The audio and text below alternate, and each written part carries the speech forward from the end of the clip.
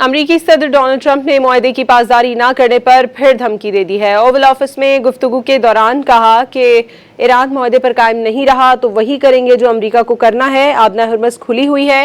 गुज़श्ता रोज़ इससे ज़्यादा तेल वसूल किया जितना इस आबना हुर्मुज़ से तारीख में कभी नहीं गुजरा।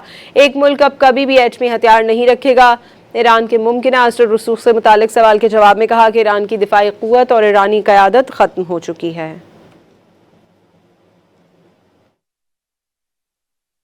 If Iran doesn't live up to their agreement, or if they're not behaving, I will do what I have to do. We're doing very well with respect to the Hormuz Strait. We took in more oil yesterday than has ever gone through the strait.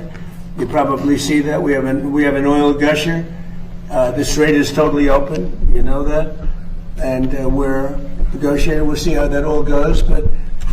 We have two things. We have an open strait, and we have a country that will never have a nuclear weapon. Will never, ever have a nuclear weapon.